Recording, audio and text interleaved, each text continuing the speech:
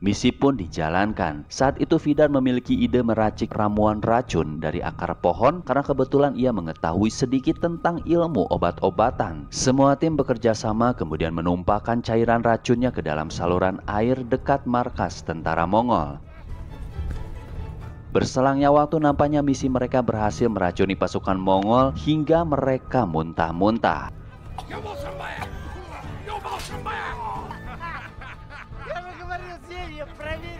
Red menyobek sedikit kertas dari dalam tabung yang tempo hari diberikan oleh Pangeran Khan. Ia tempelkan ke dalam busur panah bertujuan ingin memancing tentara Mongol naik ke atas gunung.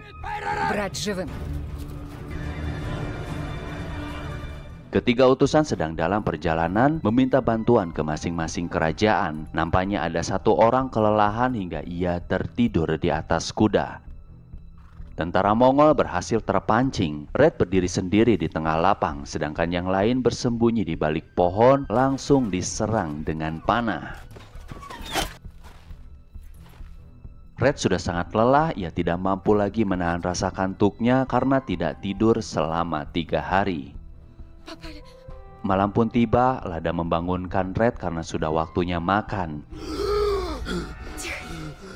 Namun yang terjadi ia malah ngamuk hingga semua orang turun tangan menyadarkan Red. Untungnya tidak butuh waktu lama ia berhasil disadarkan. Lada menangis karena tidak mampu menjalankan amanat dari Nasti. Salah satu utusan telah sampai di kerajaan Vladimir. Ia menyampaikan tentang serangan dari bangsa Mongol. Awalnya, Vladimir bersiap-siap mengirimkan bantuan pasukan. Namun setelah mengetahui yang tersisa dari kerajaan Ryazan hanya sekitar 20 orang panglima perang, ia urungkan niatnya dan tidak jadi menolong. Si utusan pun langsung diusir dari sana.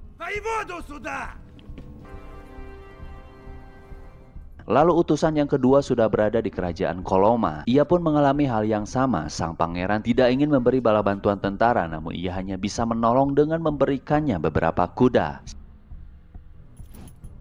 Sedangkan utusan ketiga, ia masih tertidur sehingga membuat kudanya tersesat dan malah masuk ke jalur di mana pasukan Mongol berada. Di malam hari, Red beserta yang lain menyelinap ke dalam markas musuh. Dikarenakan bangsa Mongol mempercayai adanya hantu, mereka ditakut-takuti dengan kostum menyeramkan. Di sanalah satu persatu dengan mudah dilumpuhkan.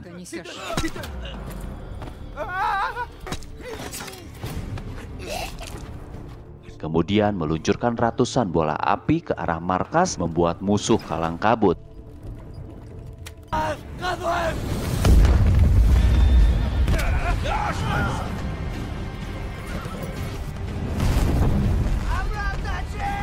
Ditambah sebagian prajurit Mongol percaya bahwa yang menyerang mereka adalah roh-roh hutan jahat.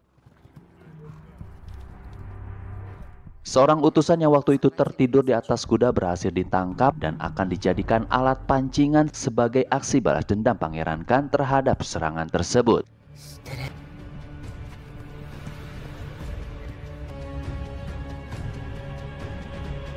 Semua cukup bergembira. Selain berhasil menghancurkan markas Mongol, mereka pun berhasil mendapatkan beberapa makanan dan minuman.